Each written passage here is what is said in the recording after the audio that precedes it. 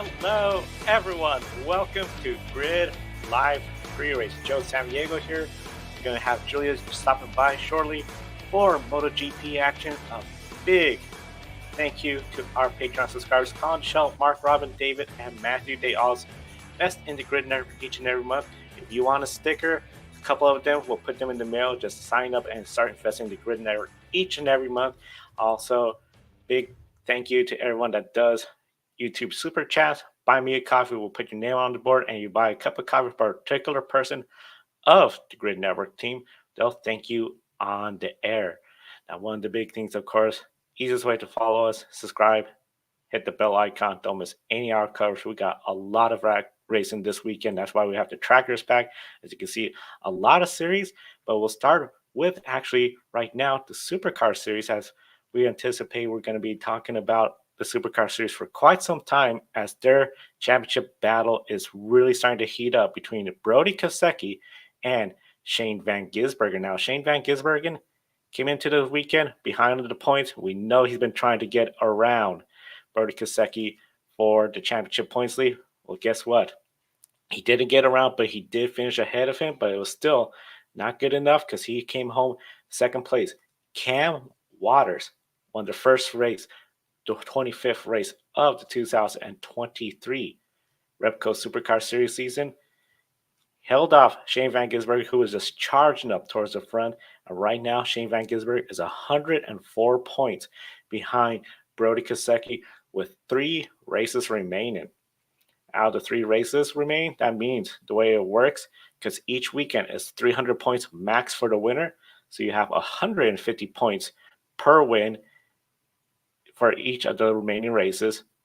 Last place, 25th, you're going to get 30 points. So that's only 120 points point swing. So it's very easy for Shane Van Gisbergen to get back in this in total. So a question for everyone in the chat room, comment below. Do you think Shane Van Gisbergen can make the margin to under 100 points entering Adelaide the next race weekend? I got to tell you, I think he can. He is right there, 104 points from what we saw at the Gold Coast. Triple Eight Racing with another historic win for that team. Shane Van Gisbergen started up front. I did not see why he's going to be in victory lane, the top 7 of the podium this race weekend. And I think Brody Kosecki, regardless where he is behind, that means it's going to be under 100 points between him and Shane Van Gisbergen for the championship.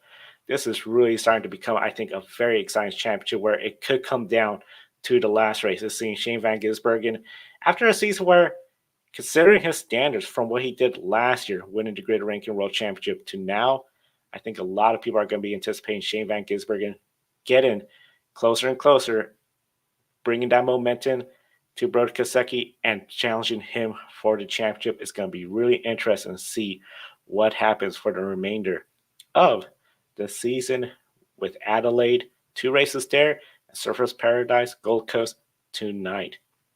Now, one of the big things, taking a look at the grid ranking following what happened with the 25th race. As you can see, Brock Feeney had dropped down from 12th place, originally was in the top 10. First time you got now 2 Formula E drivers potentially in the top 10. Look at William Byron right there in the 11th, slowly working his way up. He's going to try to get into top 10 as well. Pascal Wehrlein, Scott McLaughlin, they both got around.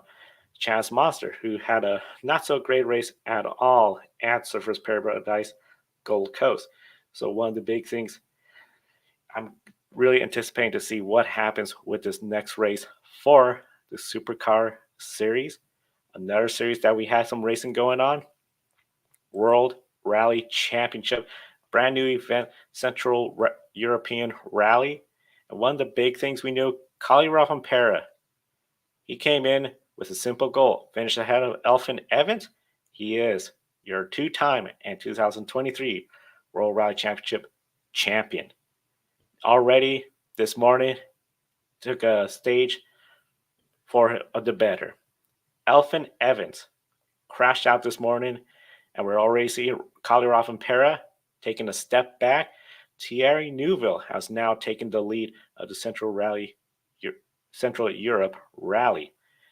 One of the big things, there's 2 more stages left today. I do not anticipate Colorado Rovanpera taking the lead. I think he's going to stay back there in the points because that's all he needs to do. Outscore Elfyn Evans. Elfyn Evans crashed out today. He's not going to get points. One of the big things, Autonic is in third place. This is very interesting considering Autonic, it was announced he is leaving the Ford M Sport team going back to Hyundai next year.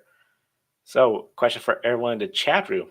Do you see any chance of Hyundai, Ford M Sport, getting the upper hand on Toyota Gazoo Racing? Because we know Toyota Gazoo Racing has been dominating this year when it comes to World Rally Championship in the last few years. We'll get into Sebastian Ogier in a little bit, but right now, the way I see, the one hope I think Hyundai does have, you got Autonic coming back to the team.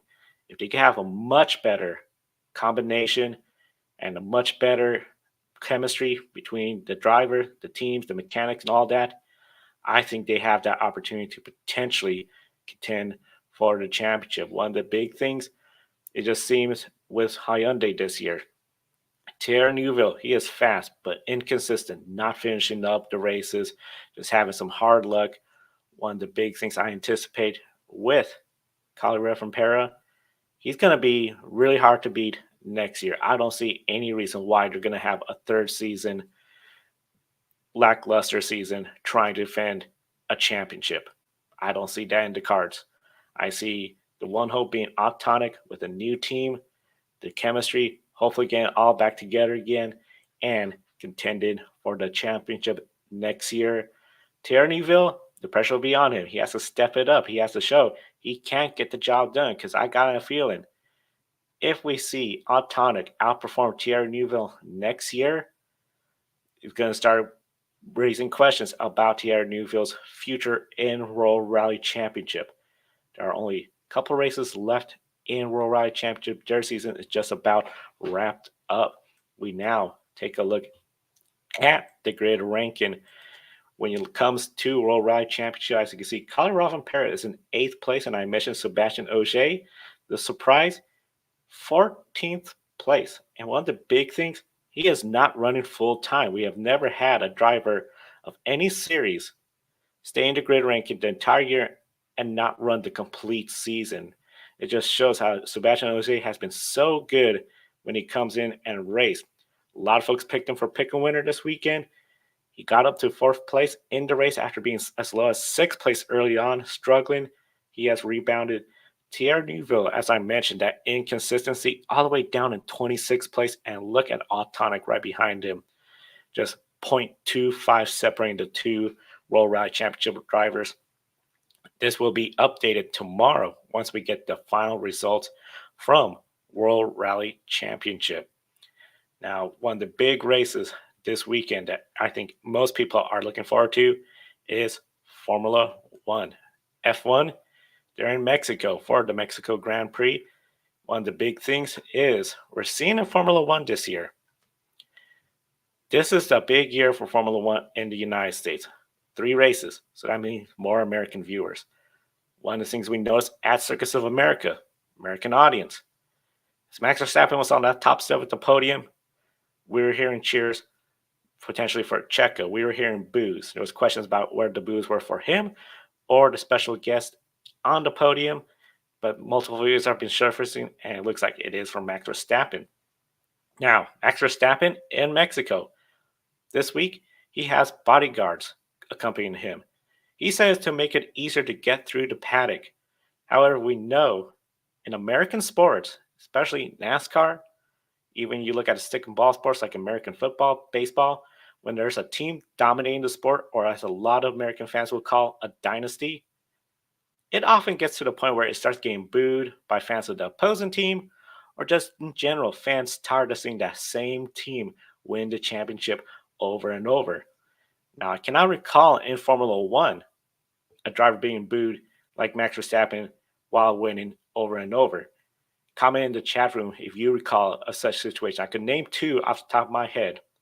Michael Schumacher getting booed at Austria when Ruben Barrichello let him pass on the last lap. Clearly team orders.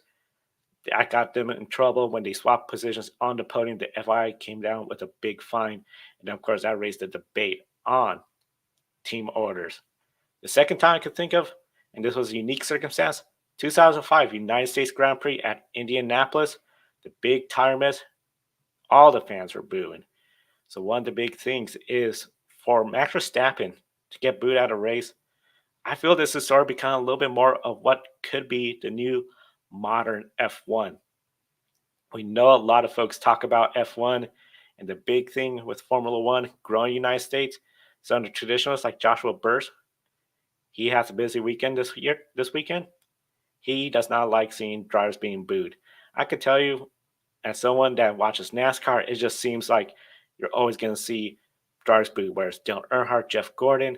Now I think, especially since we're getting more American fans, we're starting to see a little bit more of that influence in Formula One. The big thing I think you got to keep watching when it comes to Formula One is as he continues to dominate, will those boos get louder or will it get to a point where, especially as he hits milestones, those cheers will come in? We know the cheers will be there at the Netherlands for his home Grand Prix. We'll talk more about Formula One in a bit. Very excited though. We're going to go switch into MotoGP. And joining us today, we do have Julia. Julia, welcome. Very excited to have you. I know it's been quite a while since we've all been on the air together for MotoGP. So Yeah, that's true, and I'm happy to be back. I had many changes of my environment. Like you can see that I'm in quite a different setting because I've moved cities. So that was the main reason. But I'm super, super happy to be back. and we're very excited to have you on the air. Of course, very exciting weekend, the Thailand Grand Prix. We saw a thrilling sprint race. Jorge Martin going out there from the pole, getting the win. Brad Binder, right there though. I was impressed by Brad Binder's performance considering the last couple of race weekends, and Luca Marini, the podium finisher. So right now, Martin, he is just 18 points behind Pecco Bagnaia in the standings. We got the full Grand Prix tomorrow. And of course, Martin, he's on the pole. Pecco, he'll be starting in sixth place. Julia, I know it's been a while as we mentioned, but do you believe lately Jorge Martin's been outperforming Pecco? And can he claim the championship by season's end? Yeah, it looks like, to be honest, that it looks like in the last few races, especially in terms of being fast on one lap and in qualifying, Jorge Martin is absolutely outperforming Pecco. And also in the sprints, because we gotta mention that this was the fifth sprint victory for Jorge Martin in a row. So he's absolutely on fire. Of course, there were a few mistakes, mostly the two we would have to mention. So the first one, him crashing just the day after he claimed the championship leader position. And the last time around last week in Phillip Island, when he, Mark Marquez, and a few other risked with the tire choice. And this was a bad decision, honestly. His tires were leaving one lap too short for his victory, but we got an outstanding and surprising victory of Joan Zarco. So our lovely memes of fact that Joan is always second or he's not winning has finished. So I'm kind of sad. I'm gonna miss those memes. But Joan Zarco finally won a race. Honestly, I was thinking if I'm not gonna live up to that, but I did. But yeah, I think that Jorge Martin is on the way to get that championship because we gotta mention 18 points at this point when you have also two races a week. It's almost nothing. And anything can happen. And we gotta mention that today, Pecco Bagnaia was not really fast. He was only seventh when we, for example, when we talk about Mark Marquez, who's on Honda, and to be honest, he's been outperforming this Honda a lot because today he was fighting and he was fourth and he was better than the Ducati riders like Marco Bezzecchi and Pecco Bagnaia. So it kind of shows that Pecco is not in the right place right now. when, for example, Jorge Martin, but also lately Brad Binder, Luca Marini, or even Mark Marquez and Alex Espargaro, these two depend on a race, are there. But mostly Jorge Martin is there. So it's going to be a hard situation for Pecco right now. He would have to, stay calm, as we can all say. But at the same time, he can be calm like today, but he was seventh and Jorge Martin won. And tomorrow he's also starting from pole, and Pecco is starting from sixth. So it's hard to say how it's gonna play out, but we gotta say that Jorge Martin is super fast. And now, after he made those those risks in Australia with a tire choice, he said that he's not doing it anymore, and he's keeping to the same tires as Pecco Bagnaia and his rivals. So we've seen that the whole front row today was on the same tires, so medium, because medium this weekend is the softest tire choice to option for. So Jorge Martin is fast. He's now on the straight way to get this championship lead, at least, from Pecco. If Pecco's not going to find something else, or something's not going to happen like he did in India, that someone crashes or something like that. So it looks right now that the championship fight may go even to Valencia. And also the fact that today, officially, mathematically, Brad Binder was eliminated from the championship fight. So we only have, mathematically, three contenders: Pecco Bagnaia, Jorge Martin, and Marco Bezzecchi. Marco Bezzecchi was for a time, even mine and Joshua's favorite, even more than Jorge Martin, to go after Pecco Bagnaia. But now it looks like Jorge Martin got back his speed, and he is the main rival Pecco in the fight for the championship. Yeah, one of the big things, I think, as you mentioned, with Jorge Martin, always been fast. I felt in the past years, fast, but then crashes out. Fast, crashes out, or just nowhere. Now he is fast. He is finishing the races, and to see what he's doing, and if everyone's going to be on the same tire, I'm going to do the same thing because I could outrace him. I just think it just makes sense, and it's going to be really interesting because he could have easily left Australia with the lead, just 8 corners short for winning that race. Now, you mentioned Marc Marquez. 4th place finish at Phillips Island last weekend. 15th place finish today. 15th place finish. Good enough for traditional points in the Grand Prix, of course. The Australian Grand Prix, ever since the Austrian Grand Prix, he has scored points in every race except Indonesia, and he has that one podium in Japan. We know he's leaving Honda, but we're seeing Marc Marquez finishing the races, scoring much needed points for himself and Honda. So I got to ask you, how you rate his performance since Austria? And could Marc contend for a podium or even a win in the remaining Grand Prix this weekend? Well, I do think that his performance is getting better, and I must say that I am fairly impressed with that, because considering still how the shape looks like for the rest of the Honda riders, and that they are not improving as Marc, it again says that this is a Marc's thing. And he's been, of course, he's total legend, and we can see that in his knowledge, and he's been doing really, really good. But I has to say, I don't think it's a sign that maybe he could have stayed at Honda or something like that. No, I think that decision to go to Gresini is the best he could have made right now, because Honda is a ship he should have evacuated from, to be honest. Even though he may have weekends like that, especially in the Asian rounds, when he today kind of surprised, because I did not expect him to be so fast and keep up with the front for so long and be able to get P4. We also got to say that he did it like a professor to overtake Alish in the last corner. It was just the perfect move for his time, and I'm kind of surprised that Alish wasn't able to prevent it, because this was a typical move. If you leave that much space, it's obvious that Marcus is gonna go right into it. But yeah, he's been doing really good. It's nice to see him moving. It's like it's also amazing because I don't think any of us would ever think that he's gonna move teams. We probably thought he's gonna be in Repsol Honda and then he retires, but it's not that case anymore. And also the fact that Honda allowed them to immediately take part in the testing after Valencia for Ducati. Can't wait for that. But yeah, I think he's been doing a great progress. And I also got to mention that I haven't been on the show for a long time. And I kind of missed like looking for this fun facts and stuff. But I think many people have heard about it that after Japan, after that podium you've mentioned, Mark called Danny Pedrosa.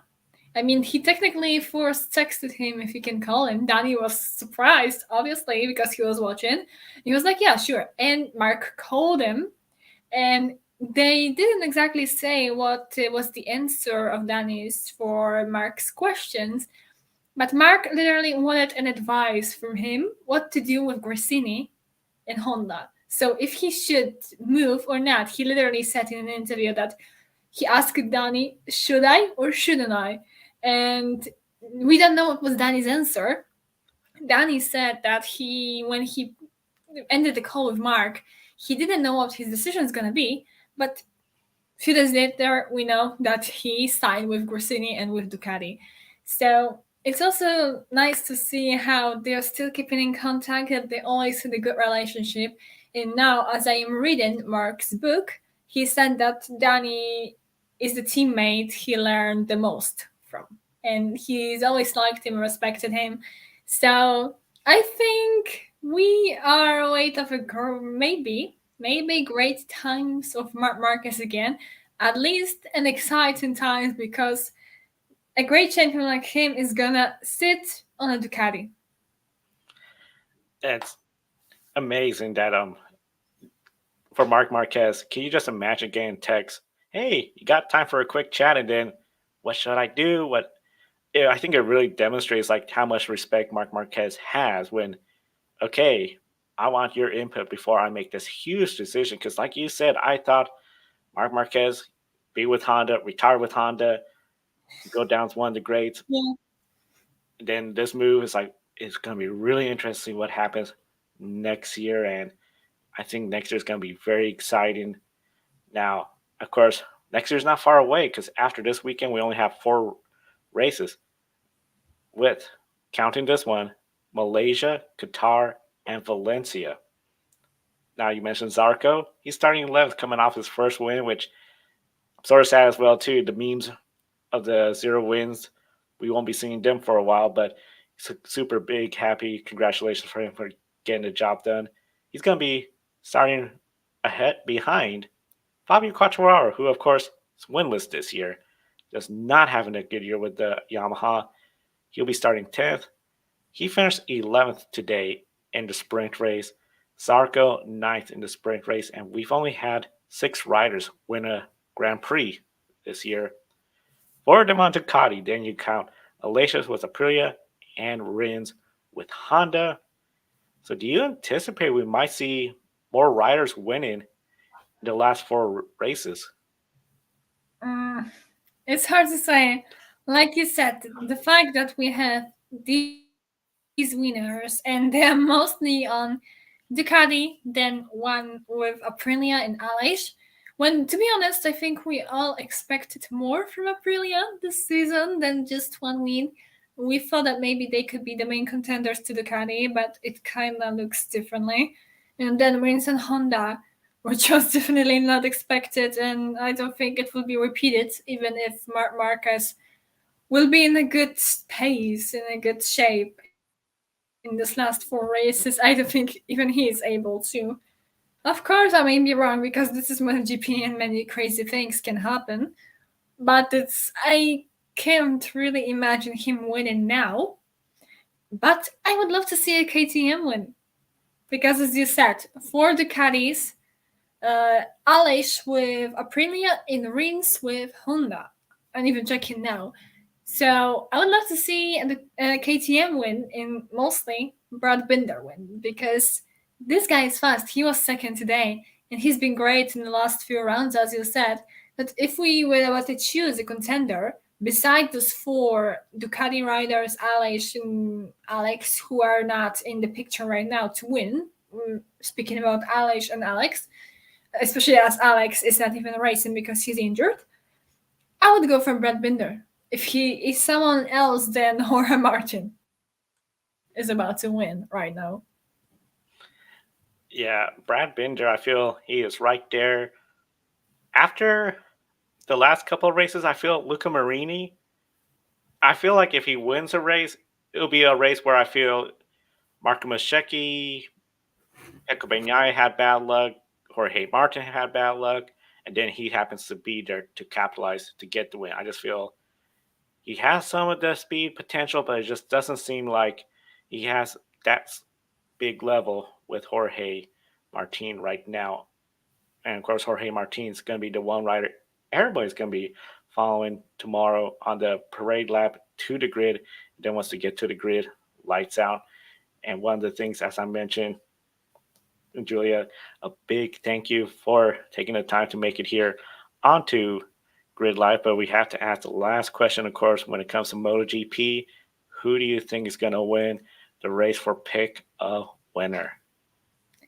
Well, I'm not gonna be very original. It's not gonna be surprising that if I'm going to pick a winner, I'm gonna go with Jorge Martin. It was just obvious because honestly, something would have to happen.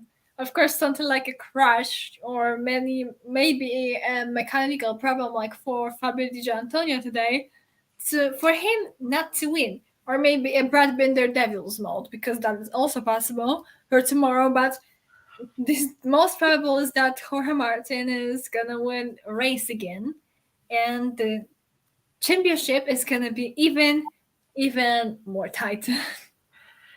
Be such a tight championship. For me, I think I'm going to.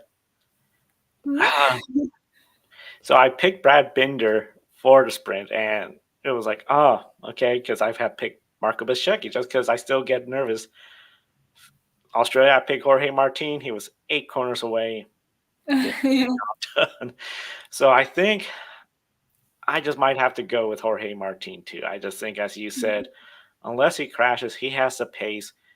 He's not going on a different tire like everybody else, where I think that's going to help him out.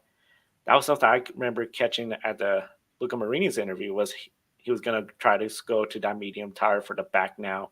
Or no, excuse me, the hard tire for the back tomorrow. So it seems like everyone's going to be on the same tire. So yeah, unless something happens, I think Jorge Martin is going to get the job done. And we encourage everyone, link in the video description to Julia's YouTube channel and podcast as well. Julia, thank you so much for your time as always. Thank you so much. And we encourage everyone to go follow Julia. We will continue on with Formula One. And Formula One, as I mentioned, are in Mexico for the Mexico Grand Prix race weekend. And the big thing, of course, Checo Perez, he wants to have a good, wonderful day. Where we talked about the last time, where Max Verstappen, he's getting booed lately in the United States. Maybe too many winning. The dynasty words starting to come up. For Checo Perez, this is his home country. It'll be a huge win if he was to get a win at Mexico. And the big thing, of course, a question for everyone. Do you anticipate Checo on the podium and possibly on the top step this weekend? Comment in the chat room.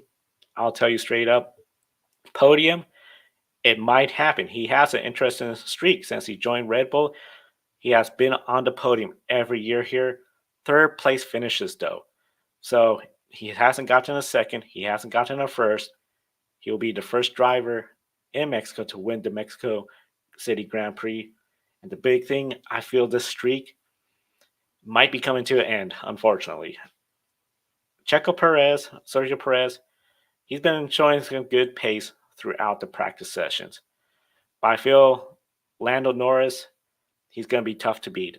His teammate Oscar Piastri, if he has a good qualifying effort and those two McLarens are in between the Red Bulls or up in the front, while we anticipate Max Verstappen to get towards the front and past him, it's going to be a different story for Sergio Perez. I think he's going to not be able to make it to the podium this year. And I think that's going to be potentially what we might see as a big decision coming from Red Bull about his future. Because if he doesn't get that, it's going to be one of those deals where I think it might be time up shortly for Sergio Perez with Red Bull. Big thing, of course, for him. Second place in the championship for the driver's stand. He wants to stay ahead of Lewis Hamilton with the Mercedes. And that Mercedes, the last couple of years here, nothing really too thrilling compared to the Red Bulls because Mexico City, high altitude track. So this will impact the cars with the horsepower since you have thinner air. And of course, that means a DRS. Thinner air as well, too. So it's not the most effective. One team this is not helpful for. Aston Martin, Fernando Alonso, Lance Stroll, both off to slow start. Stroll 18th and Alonso 20th in the first practice session. When you go to the second practice session, Stroll 10th and Alonso 16th. Just not off to exactly the greatest start. Aston Martin is now 135 points behind, 134 points ahead of Alpine. They are behind McLaren right now, and that gap is going to potentially grow. So a question for everyone in the chat room. Do you anticipate Aston Martin, will they see any shot at the podium in the remaining races? No, I don't see that happening. I think Aston Martin, they are tumbling down right now. The upgrades they have had are not as much as what we're seeing with McLaren. They're not as much as we're seeing with Red Bull, Mercedes, Ferrari. They've all overtook them. Fernando Alonso was pretty much carrying this team to podium finishes. I just do not see another podium coming here in Mexico. I think they're going to be lucky if they could get one of their drivers in the points.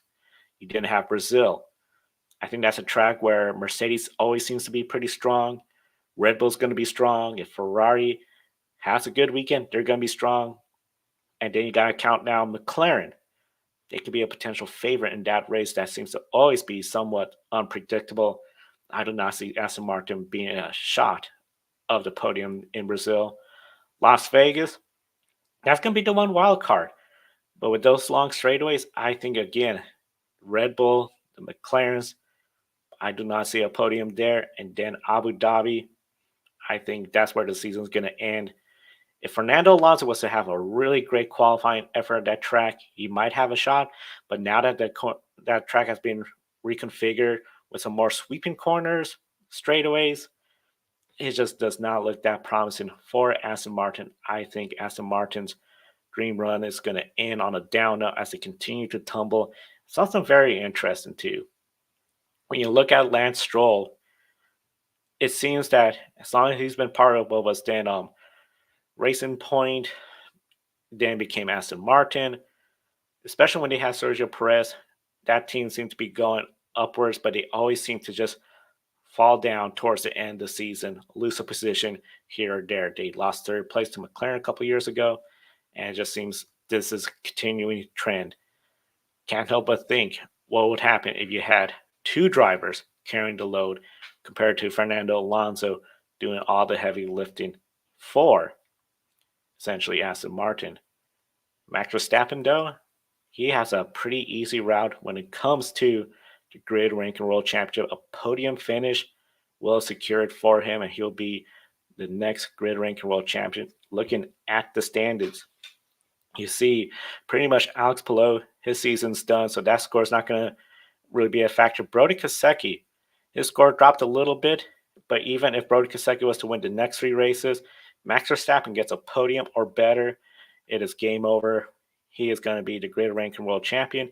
And really, Brody Kosecki, if he was not to get any more top 10 finishes, the only way Alex Palou's score could overtake Max Verstappen is if Max Verstappen was to not finish every Formula One race.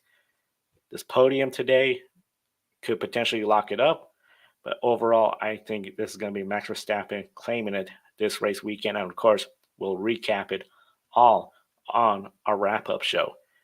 One championship that's about to wrap up as well too, because they only have 2 races left. NASCAR Cup Series at Martinsville and the playoffs. This is some of the most on the edge playoff action we're seeing. Kyle Larson, Christopher Bell, they both are in the championship four. They both could go out there, win, make life miserable for the other playoff drivers. But you gotta look at William Byron. He is a potential favorite to win here. Been a little bit quiet lately, but he still gets home good finishes. Look at that, 30 points above the cut line. So if he was to win the 2 stages, or essentially get a stage win and then a fifth place finish, 45 points, he could secure himself point wise to the next round. But there's still a lot going on because you got, of course, Denny Hamlin. He has been good at Martinsville. He'll love to get a win. 17 points below the cut line. So, question for everyone in the chat room: share your responses. Has Byron tried to get the win? Even if he has to hold off Denny Hamlin, because you know Denny Hamlin is going to do whatever it takes to get the win. I think this is going to be a time for a decision on the last lap when that battle is occurring.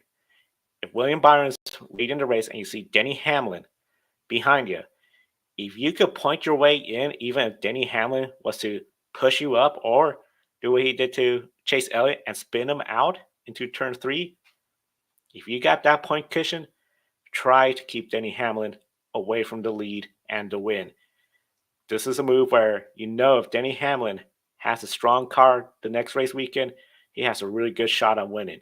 You will love to see another driver like potentially Tyler Reddick or a surprise winner like Chris Buescher if he was third place or something, and for some reason the two, Denny Hamlin, Will Byron, the last lap could not both win. They get tangled up, and Chris Buescher gets the win. Is Chris Buescher really going to be a championship threat at Homestead? At Phoenix? That team seems to be hit or miss. They're improving a lot, but I don't see them being that level. So William Byron, he could play it smart, keep the drivers he feels could be the biggest threat to him winning the championship out of the playoffs. One driver in the playoffs still trying to be above the cut line after the end of the race again, Ryan Blaney. Here's the deal for Ryan Blaney. If he could get 6th place or better in both stages and finish 21st in the race, assuming we don't have another playoff driver win, he could get himself into the playoffs that way through the points. However, it's going to be a very hard road because at the end, you got to be looking at what Tyler Reddick, Denny Hamlin, Martin Truex Jr., and Chris Buescher are all doing. And in theory, you could still catch up to William Byron. 2 stage wins, you're only 10 points behind William Byron. You could get around him position-wise on the 3rd stage. So a lot could happen. So a question for everyone in the chat room. If you're Ryan Blaney's crew chief, what strategy do you use entering the playoff race at Martinsville? And I'll be honest with you, it's a little bit of a trick question because the way I see it, I would not have a strategy entering that race. This is too fluid of a situation with a lot of potential. You could go out there and win the 2 stages, but if William Byron ran second behind you in both stages, you only gain 2 points. You're still going to be in a position to really must win. William Byron is going to be pretty much clinched for the championship for you're in a must win situation. So if you sacrifice track position for that 2nd stage win, you're in a world of trouble because we know it's been harder and harder to make the passes at Martinsville with this current generation of car. If you try to just focus on the race win and sacrifice the playoff points, you risk the chance of Tyler Reddick getting around you. He's just 1 stage win away from tying Ryan Blaney. Then you got to look at what the other drivers are doing.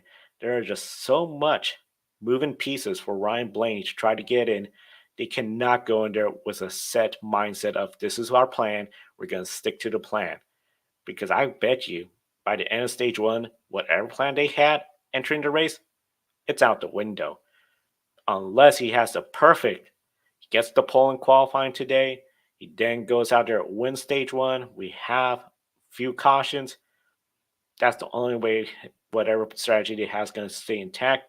at the end, I think that crew chief, everybody's going to be working really hard monitoring the situation because Ryan Blaney trying to make it into the playoffs, Championship 4, for the first time. Now, Martinsville, as I mentioned, is not exactly the same Martinsville as in the past. One of the big things we have seen is a drop off when it comes to the number of cautions the last couple of years.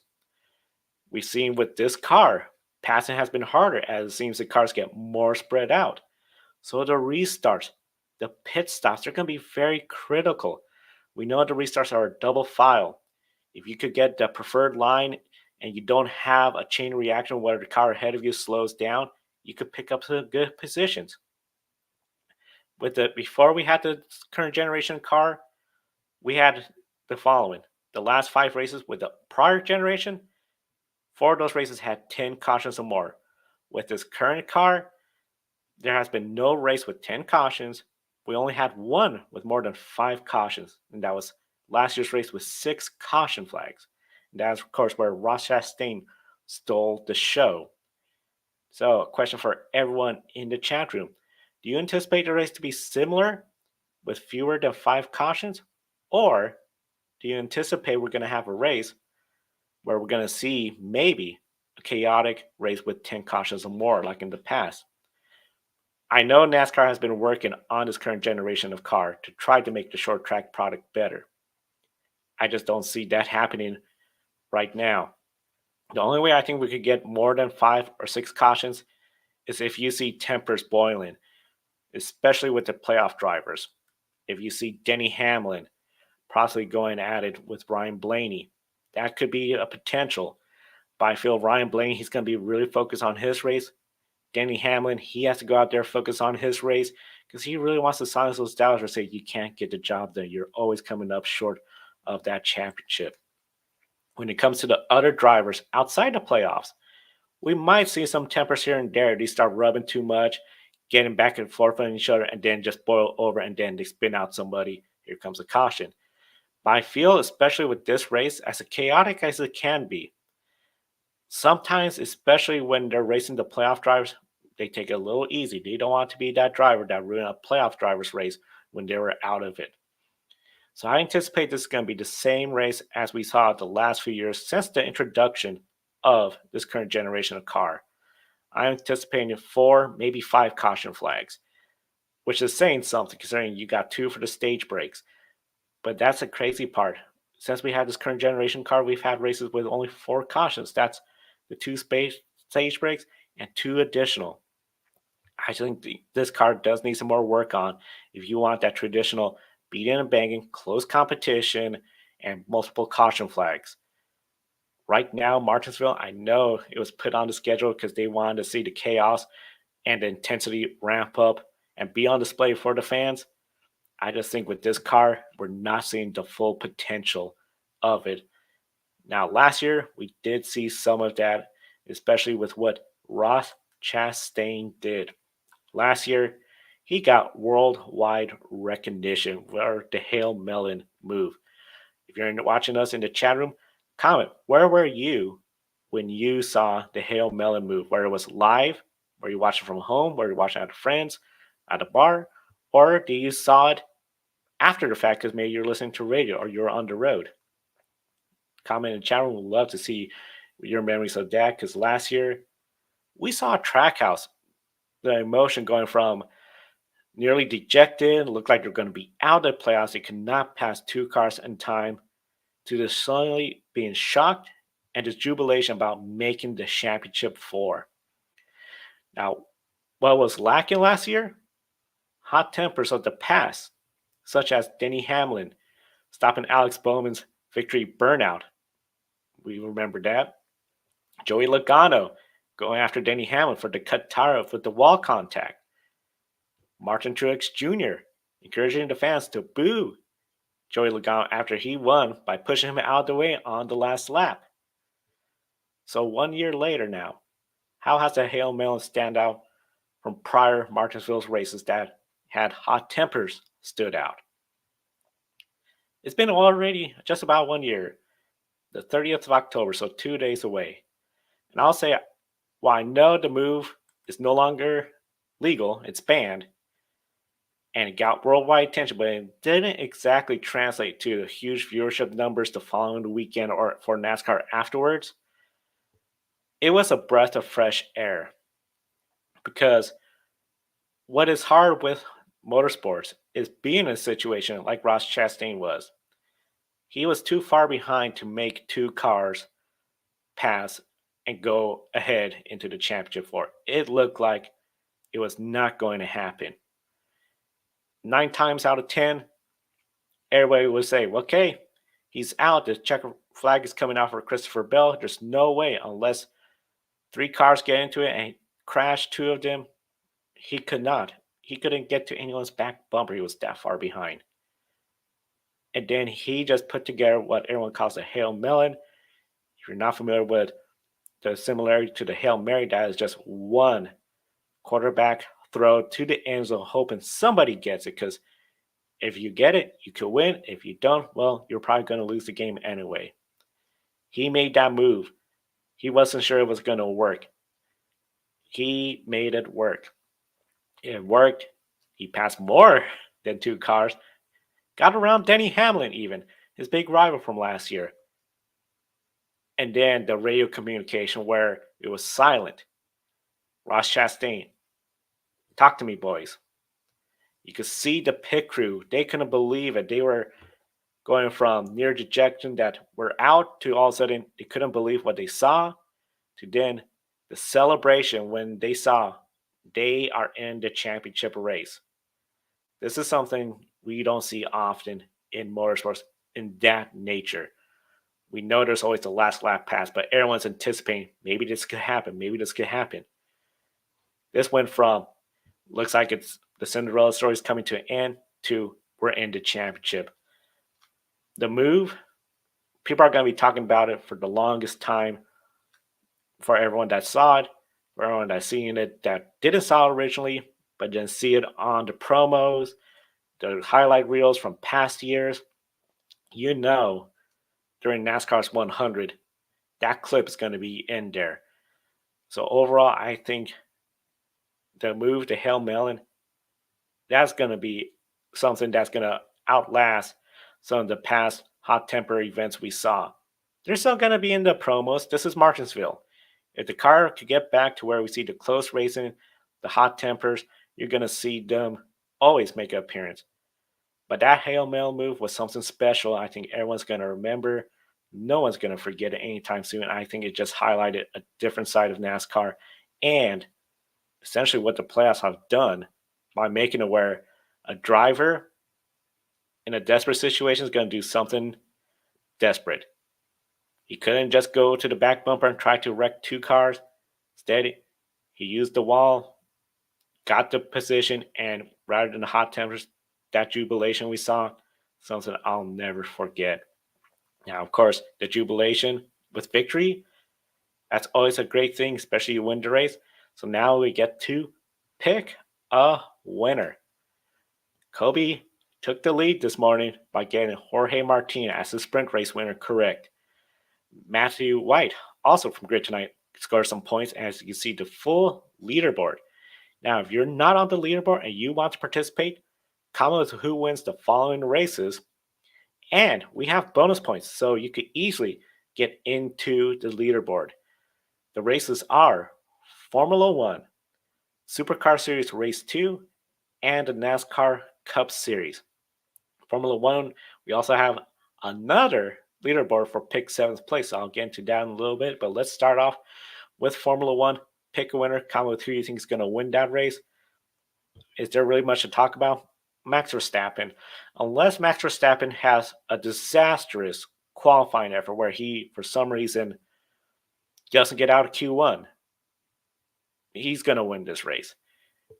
I'm convinced if he is in Q2 but doesn't make Q3 for some whatever reason, considering he'll probably still be 11th, 12th, 13th, I think he's going to win still.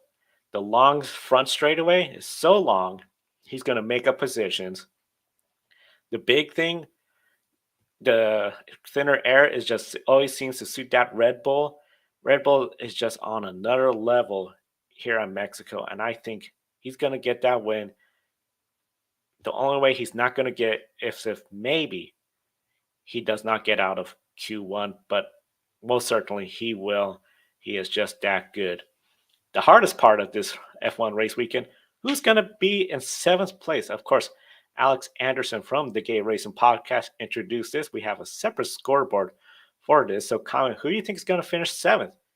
This is a more harder one. Overall, I'm looking at the Alpines. They always seem to be right there in the middle. You're not going to have Aston Martin up there. Most likely you're going to have the 2 McLarens, the 2 Red Bulls, and the 2 Mercedes up there. So what happens to the Ferraris?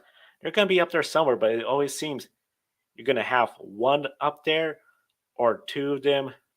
It's just going to be really toss up what Ferrari does. That's why I'm thinking I'm sticking with the Alpine, the safe bet, going with Esteban Ocon. I think Esteban Ocon is going to come home 7th place. MotoGP, the Thailand Grand Prix race. As Julia said, it's going to be Jorge Martin. You can see that in our MotoGP coverage from earlier in the show. Supercar Series, race number 2. This one, I think, is going to be really interesting to see how the qualifying will go. I think qualifying will be very important. Cam Waters won from the pole. Shane Van Gisbergen was in the top 3 for qualifying. I think it's going to be whoever's on the pole, and I'm putting my money on Shane Van Gisbergen. I think he's going to take the pole, get the win. He is hard to beat at Surfers Paradise. And if there was another lap, I think he would have gotten the win and tried to make this a sweep. And that means Adelaide, do not miss it. That's going to be fun between Shane Van Gisbergen and Brody Kosecki. Lastly, NASCAR Cup Series at Homestead, Miami. Martinsville. They just left Homestead, Miami last week. So still not used to Homestead not being the championship race, now the second to last race. So NASCAR at Martinsville. I am looking at William Byron taking the win. William Byron's going to have a good race. He's not going to put himself in a bad spot through practice or qualifying. I anticipate William Byron's going to stay up front. He's just focused on winning the race. He's going to have a great car. I think he's just going to dominate this race, to be honest. I think it's going to be one of those races, 4 cautions. William Byron leading most of the laps. And at the end, for that 4th place spot, I'm looking at Tyler Reddick being the surprise transfer driver. I anticipate Tyler Reddick is going to be strong in stage 1. Close the gap to Ryan Blaney. If he could stay within reach of Denny Hamlin, it's going to be hard for Denny Hamlin to get around him since Denny Hamlin is 7 points behind Tyler Reddick. So overall, I think Tyler Reddick, if he could stay around Denny Hamlin and have a strong stage 1, have a decent stage 2, get those points more than anything. Stage 3, I think he could play his cards right and advance to the championship 4. So Tyler Reddick, my 4th driver going into the championship race. Definitely want to thank everyone for tuning in for Grid Live pre-race. Be sure to hit the bell icon and subscribe. Tomorrow we're going to have the entire team back. So Ben and everybody is going to be on the air for recapping Formula 1, MotoGP, NASCAR World Rally Championship, and Supercar Series. A big thank you for our Patreon subscribers for keeping us on the air, and our supporters that buy me a coffee or YouTube Super Chat. If you're not watching us live, hit the thanks button to show your appreciation for everyone here at the Grid Network. Once again, Joe San Diego, thank you for watching today's program. We'll see you next time, and enjoy the races. Thank you for watching us right here on YouTube. Be sure to subscribe and check out some of our other videos, including Life on the Grid, where we interview folks from the motorsports industry. Thank you for watching. We'll see you next time.